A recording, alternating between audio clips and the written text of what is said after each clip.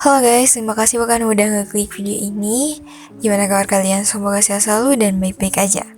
Kali ini aku bakal ngebahas sama kalian tentang kota emas yang gak pernah ada, yaitu El Dorado. El Dorado dalam bahasa Spanyol berarti si yang berlapis emas. Namun sebelum itu menjadi simbol kota emas yang luar biasa. El Dorado hanyalah gelar untuk seorang penguasa dalam peradaban suku Muisca yang mendiami daratan tinggi Cundinamarca, Boyacá, wilayah Kolombia modern. Dalam upaya penobatan suku Muisca, seorang pemimpin atau yang disebut dengan Zipa akan telanjang dan dilemuri debu emas. Ia naik ke rakit yang dihias indah, membawa persembahan berupa emas dan batu mulia. Di tengah laguna Guatavita, ia melemparkan harta itu ke danau sebagai bentuk persembahan kepada dewa. Penjajah Spanyol yang menyaksikan ritual ini melihatnya sebagai bukti keberadaan sebuah peradaban emas yang tersembunyi di dalam hutan Amerika Selatan. Selama abad ke-16 hingga ke-18, bangsa Eropa, terutama Spanyol dan Inggris, mulai tergila-gila dengan legenda ini. Ekspedisi penting El Dorado. Yang pertama itu ada Gonzalo Pizarro dan Francisco de Orellana yang terjadi pada tahun 1541 sampai 1542. Mereka itu menjelajahi sebuah wilayah Amazon dari Ekuador namun menghadapi kelaparan, penyakit, dan serangan. De Orellana berpisah dan menjadi orang Eropa pertama yang menyusuri sungai Amazon sampai ke muaranya.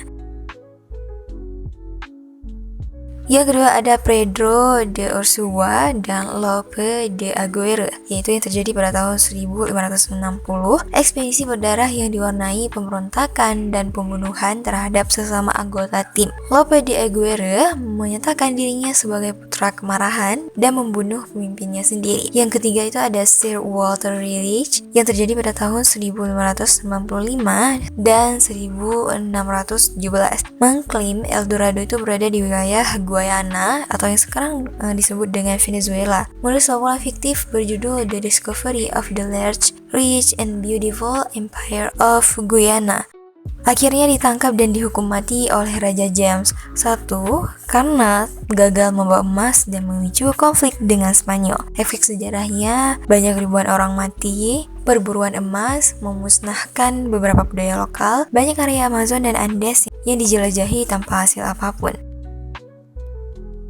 Pada abad ke-19 dan ke-20, berbagai upaya ilmiah mencoba membongkar kebenaran legenda dari El Dorado ini. Ada Danau Guatavita, pernah dikosongkan sebagian pada tahun 1545 dan pada tahun 1911. Beberapa artefak emas kecil ditemukan, tetapi gak ada bukti tentang harta besar atau kota emas. Dasarnya berlumpur dan sangat sulit digali dengan teknologi kuno.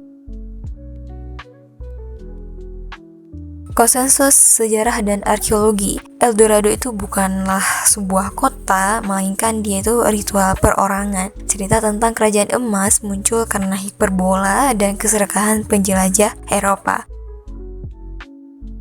Gak ada bukti arkeologis tentang kota emas raksasa di hutan Amazon atau Andes. Meskipun gak pernah ditemukan, El Dorado itu meninggalkan jejak kuat dalam budaya pop dan dunia modern. Banyak film yang membahas tentang El Dorado, The Road to El Dorado, ada Indiana Jones and the Kingdom of the Crystal Skull, ada Dora and the Lost City of Gold.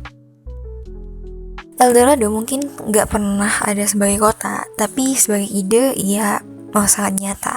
Legenda ini memperlihatkan bagaimana manusia bisa mengorbankan nyawa, moral, bahkan akal sehat demi mengejar mimpi tentang kekayaan absolut. Ia adalah gambaran tentang ambisi manusia yang nggak pernah puas, dan bagaimana kisah bisa menjadi senjata dan obsesi. Kini, El Dorado menjadi peringatan bahwa gak semua yang berkilau itu emas dan gak semua pencarian membawa kita ke tempat yang benar.